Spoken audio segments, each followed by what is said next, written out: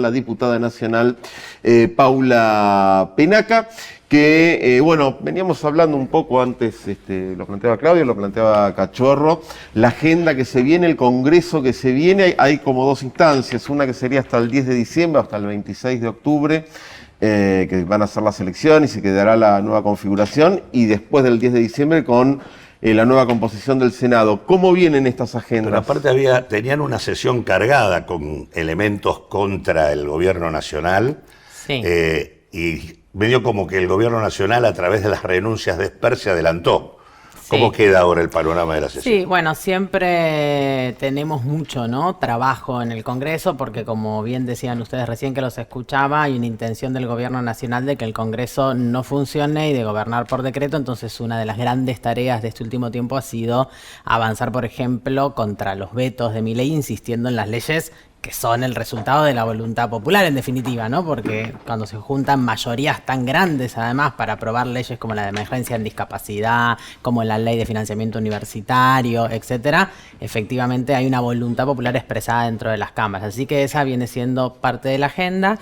Y luego, en esta sesión de este miércoles, tenemos un tema central, que es la modificación de la ley 26.122, que es la ley que regula a los decretos de necesidad y urgencia. Y es central porque justamente Milei se cree rey y quiere gobernar por decreto. Entonces, lo que nosotros vamos a discutir este miércoles es cómo modificamos esa ley para que el Congreso pueda tener mayor control. Una de las cosas centrales es que los decretos no van a quedar firmes hasta que ambas cámaras, en el plazo de 90 días, los aprueben. Hoy quedan firmes si no se tratan, ¿no?, de derecho, así como sin demasiado trámite. Que es la situación o sea que tenemos con el decreto 7023, que está, que si no se derogan en las dos cámaras, ya lo hizo el Senado, falta diputado, Milei va a seguir habilitado para gobernar por decreto. Si no se tratan, a los 90 días pierden vigencia. Pierden vigencia. Si lo aprueba solo una cámara, quedan firmes. Si lo rechaza solo una cámara, quedan rechazados. Y el plazo de 90 días es importante porque lo que a veces sucede es que las presidencias de las comisiones y la presidencia de las cámaras están ocupadas por el oficialismo. Entonces es muy fácil obturar el tratamiento. Otra de las cosas centrales que vamos a tratar de modificar de la ley es que los decretos solo puedan versar sobre un tema, también por la experiencia del DNU 70,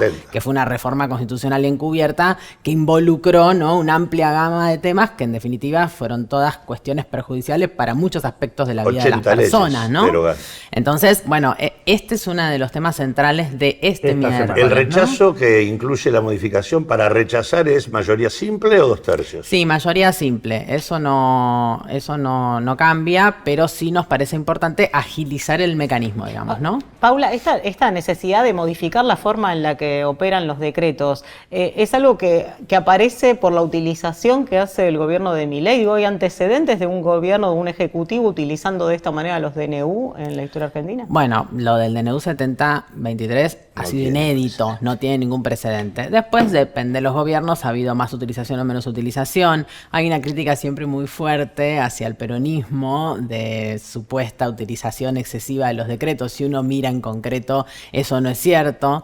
Estamos modificando una ley que fue impulsada por Cristina Fernández de Kirchner, ¿no? Y la estamos modificando porque no estamos pensando coyunturalmente en cuando gobernemos, sino que estamos pensando en sumar calidad institucional a la Argentina y evitar los avances de los gobiernos como el de Milei, que bueno, que han empezado a ser una novedad no solo en la Argentina, ¿no? Estos gobiernos más autoritarios, de ultraderecha, que empiezan a imponerse en el mundo. Entonces me parece que es importante que el Congreso vaya adecuando la normativa para que efectivamente la división de poderes exista, ¿no? Este es un presidente que además ha dicho públicamente, después se desdijo porque ya ha perdido total coherencia, pero anoche o anteanoche en el programa de Majul, que él intervino en la justicia para garantizar la prisión y la proscripción de Cristina Fernández de Kirchner. Evidentemente no hay un respeto por la división de poderes. Está claro, igual que el Poder Judicial está infectado por una mafia hace mucho tiempo, y no solo el presidente, sino sobre todo el poder económico incide en las decisiones que toma. Pero bueno, que lo diga abiertamente un presidente de la nación, me parece que es peligroso. Entonces, esta agenda, que parece a veces una agenda un poco más lejos de la realidad cotidiana de las personas, también es muy importante para nuestro bloque y estamos trabajando en construir los consensos para poder aprobar esa ley el día miércoles. Es muy importante porque vos lo decías, refiriéndote al decreto 7023, es inconstitucional. Hay una serie de decretos que ha venido sosteniendo Milei. El decreto 7023 es el más inconstitucional de todos porque modifica la propia Constitución. Y esto es muy importante porque hay quienes opinamos que ese decreto 7023 no solamente hay que derogarlo, sino anularlo. Nulo, sí. ¿Por qué? Porque habilitó modificaciones jurídicas que, si no son anuladas, tendrán perdurabilidad en el tiempo. Algunos dicen, no, pero es imposible. No, no es imposible. Con las leyes de obediencia debida y punto final, el pueblo argentino, el Congreso de la Nación, primero las derogó y después las anuló, y eso viabilizó el juicio y la condena a los genocidas. Me parece que estamos en un tiempo donde esto se requiere entenderlo muy profundamente, porque el objetivo del poder es sostener a Milei para que siga gobernando por decreto y por vetos. Entonces, el papel de este Congreso, que en las últimas semanas ha adquirido una relevancia fundamental, hay que profundizarlo. Hay algunos temas que me parece que están también. Uno es el tema de la moción de censura sobre francos. Sí. Y otro es el tema de la ampliación y ratificación del artículo 75 para que todo lo que tenga que ver con la discusión con el Tesoro de los Estados Unidos tenga necesariamente que pasar por el Congreso. Eso también está en la sesión esta. Sí, son dos temas centrales. La moción de censura a Franco tiene que ver con esto que veníamos hablando, ¿no? Un presidente que cree que puede modificar las leyes con decretos y entonces no asignar presupuesto a una ley que fue sancionada diciendo que el Congreso defina de dónde salen los fondos, cuando está claro que es función del jefe de gabinete definir qué partidas cubren los gastos que están planteados en cualquier ley. Entonces ese es un aspecto, además con un nivel de crueldad porque siguen contra los discapacitados hasta la última instancia, ¿no? En un momento que están a punto o están con la intención de habilitar una partida millonaria para reimprimir las boletas porque pusieron un candidato que estaba más sucio que una papa. Sí, que le regalaron 1.500 palos a la cerealera. Que le regalaron 1.500 palos a las cerealeras y que Karina Milei viene afanándose el 3% en contratos inflados de la ANDIS, ¿no? Nada más y nada menos que de la Agencia Nacional de Discapacidad. Entonces todo esto es brutal y vamos a avanzar en la moción de censura para el jefe de gabinete.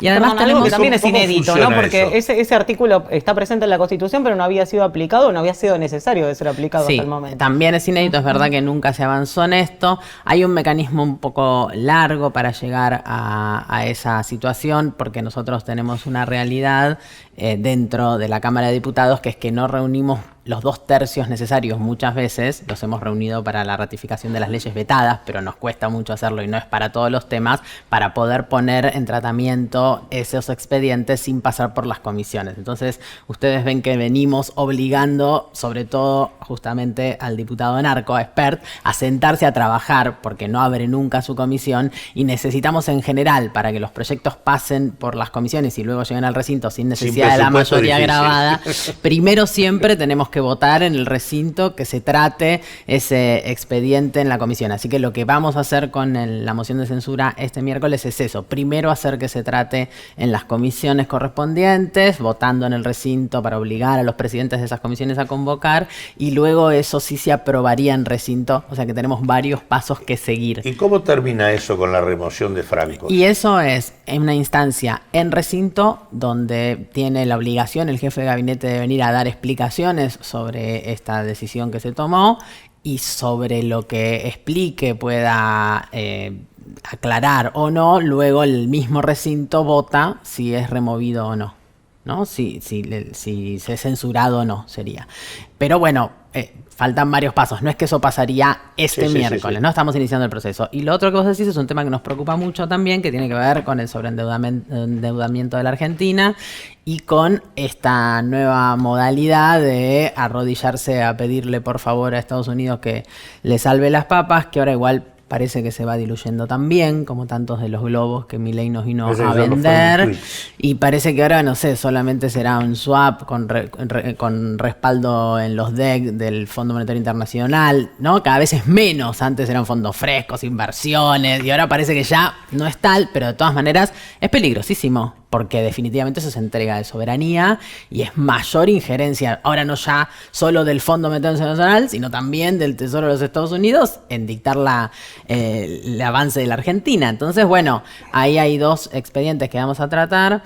Uno es un pedido de interpelación también al ministro Caputo, el otro endeudador serial, para que venga al Congreso a explicar cómo sería este procedimiento, que es bastante opaco, que nos enteramos más por los tweets de Scott Bessent y de Cristalina Georgieva que por lo que informan nuestros propios funcionarios. Y el otro es un proyecto de resolución que reafirma las competencias exclusivas del Congreso que están dictados en el artículo 75, que tienen que ver con tomar deuda, con pagar deuda externa y con refrendar cualquier acuerdo con cualquier país extranjero, que es un proyecto de Máximo y el otro es un proyecto de Itay Hackman, y los dos son proyectos que para nosotros son importantes porque este mismo Congreso, con esta composición, ya tuvo un accionar bastante complejo cuando Milei, sin cumplir con los requisitos establecidos hoy en la normativa, tomó la última deuda con el Fondo Monetario Internacional por decreto, y fue aprobado ese mecanismo informal, ilegal, ilegítimo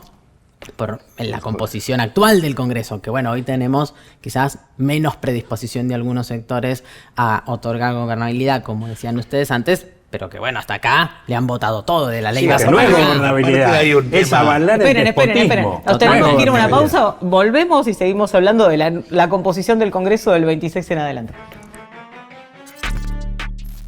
Y seguimos en este tercer bloque de Agenda Propia con Paula Penaca. Claudio, ¿querías aclarar algo? En relación a este tema de la cuestión de la deuda o la relación con el Tesoro, que a veces aparecen todas estas cuestiones económicas, los swaps y demás, que los swaps también se activan como préstamos.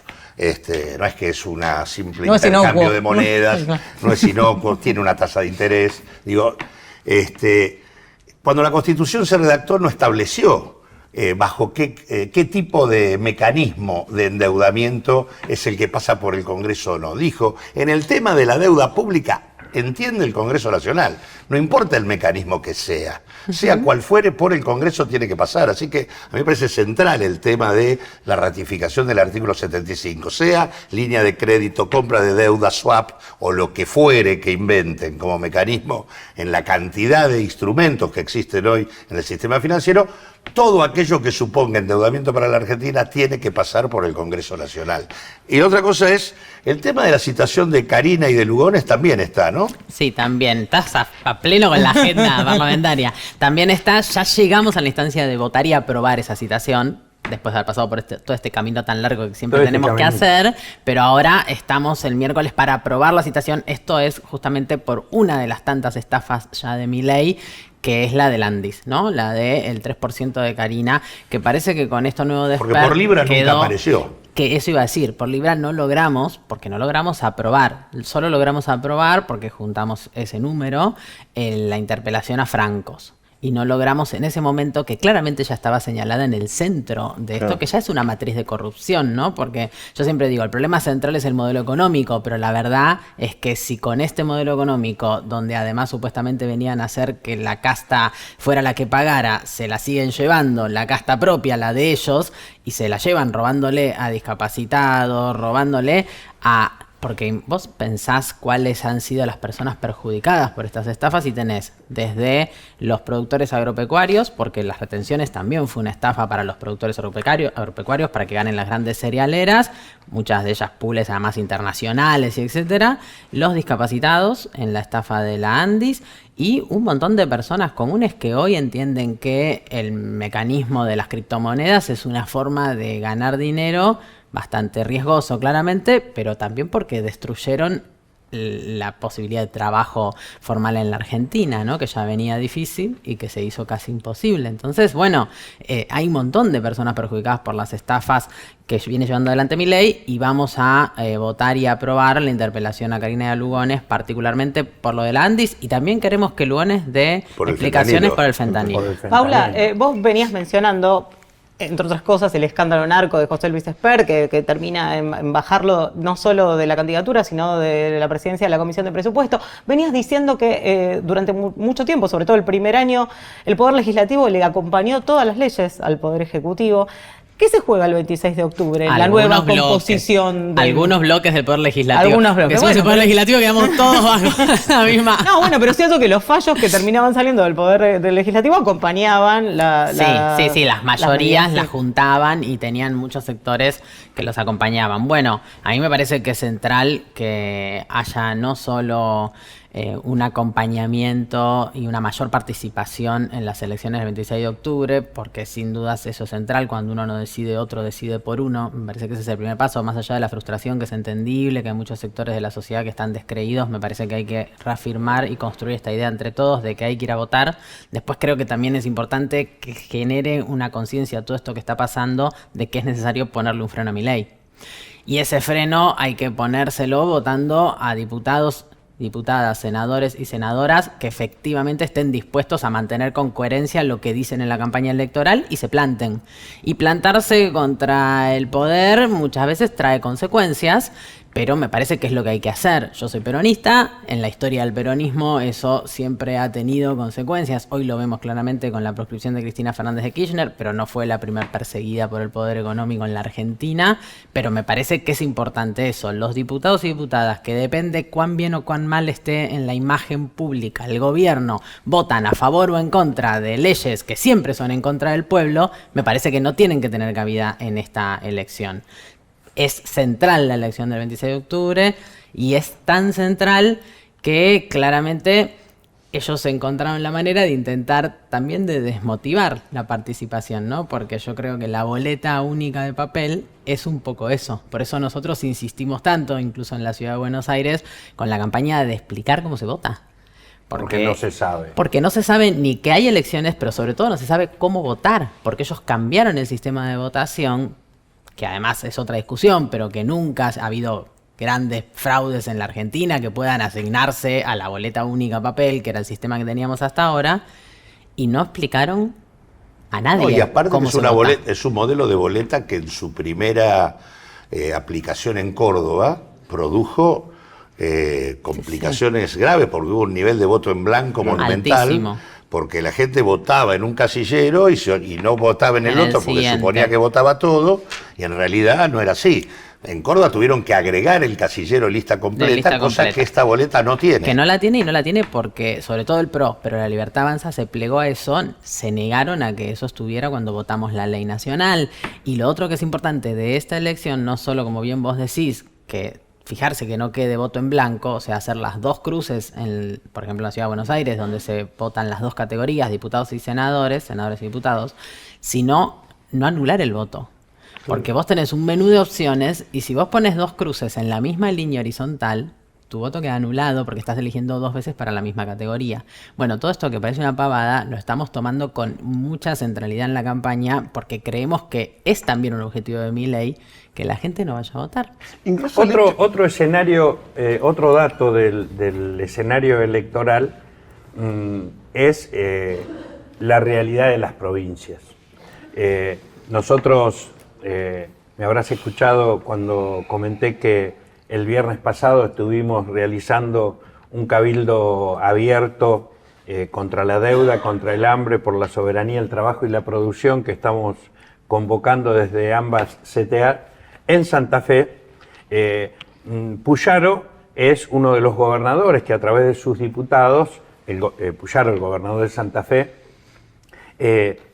hizo aprobar la ley base, el RIGI, avaló esta posibilidad de que en la Cámara de Diputados no se trate la derogación del decreto 7023, y es también uno de los, el grupo de gobernadores que se han agrupado en esta idea de Provincias Unidas, que pareciera ir cambiando de actitud.